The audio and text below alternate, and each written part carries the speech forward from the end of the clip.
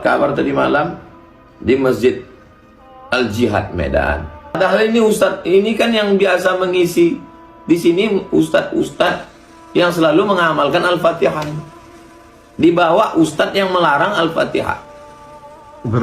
Jadi jamaah bingung. Mana yang benar deh. Semoga urusan kita dimudahkan Allah. Al-Fatihah. Marilah kita awali kajian ini supaya hati kita dibukakan Allah. Al-Fatihah. Dibawanya Ustadz yang melarang Al-Fatihah. Ya, bagaimana hukumnya membacakan Al-Fatihah di luar konteks sholat ya? Baik, kan bisa dibaca dalam sholat, bisa dibaca di luar sholat. Di luar sholat itu yang tadi seperti Roski contohkan, ingin meresmikan bangunan, atau tadi saya tambahkan ingin membuka majelis misalnya, atau bahkan membuka rapat, pertemuan, dan sebagainya. Hukumnya bagaimana? Baik, di Islam itu ada dua sifat ibadah secara umum ya. Yang satu yang disebut dengan muqayyad. Muqayyad itu sesuatu yang terikat oleh tempat, oleh keadaan, oleh waktu, rukun, syarat. Jelas? Yang kedua mutlak. Mutlak itu nggak diikat oleh waktu tertentu, di tempat tertentu, dengan syarat atau rukun tertentu.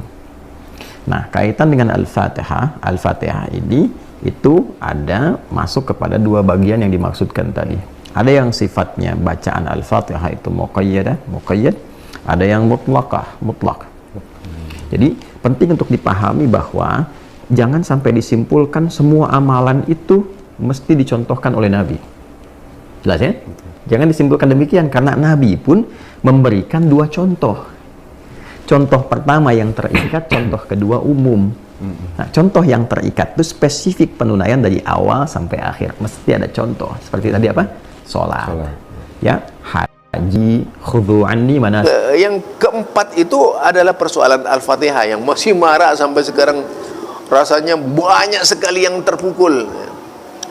Tentu saja di dalam hal ini kita harus lebih banyak belajar agama agar tahu dengan pasti untuk apa Al-Fatihah itu. Yang jelas Al-Fatihah ini biasa dibaca oleh Rasulullah sallallahu alaihi wasallam di dalam solat. Yang kedua itu ketika meruqyah. Ketika meruqyah itu pakai itu.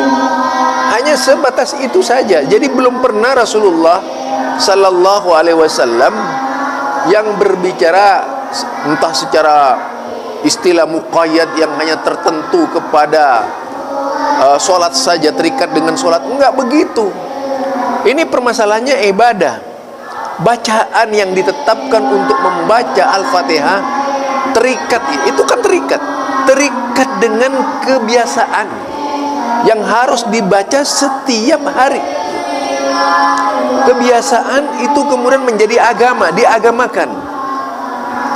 Nah, ketika kebiasaan seperti itu diagamakan, sama saja dengan menciptakan syariat, menetapkan syariat yang harus, tidak boleh, tidak harus dibaca. Ya, mungkin dalam hal ini banyak juga terlibat, diantaranya KH Abdus Somad, diantaranya KH Ustadz Adi Hidayat, ya, Ustadz Adi Hidayat, Buya Yahya. Ya, mungkin perlulah lebih jauh memahami tentang Al-Fatihah itu. Mengapa imam-imam besar sekali berimam Abu Hanifah yang tahu istilah muqayyad, yang tahu istilah mutlak, itu tidak pernah kemudian membaca Al-Fatihah dalam majelis-majelisnya. Coba silahkan cari kapan dan di mana itu Imam Abu Hanifah membaca Al-Fatihah dalam majelis. Satu. Yang kedua juga, Imam Malik itu sangat paham istilah muqayyad dan istilah mutlak. Tapi tidak pernah juga Imam Malik itu kemudian membudayakan Al-Fatihah dalam hal-hal yang bersifat umum. Misalnya majelis-majelis pengajiannya beliau itu nggak pernah terjadi. Apa kurang pandai Imam Malik? Lebih pandai ustadz-ustadz sekarang ini? Tentu itu pemahaman yang konyol. Pemahaman yang konyol. Istilah-istilah fikih mereka itu lebih paham. Ulama-ulama dahulu, apalagi zamannya lebih dekat kepada Rasulullah sallallahu alaihi wasallam. Yang ketiga itu Imam Syafi'i. Apalagi Imam Syafi'i, beliau sangat luar biasa, pengetahuannya sangat luar biasa, ilmunya sangat luar biasa, fikihnya sangat luar biasa, logikanya sangat luar biasa. Beliau tentunya juga sangat mengenal istilah muqayyad dan istilah mutlak. Tetapi apakah Imam Syafi'i kemudian dalam majelis-majelisnya membaca Al-Fatihah? Tidak kan?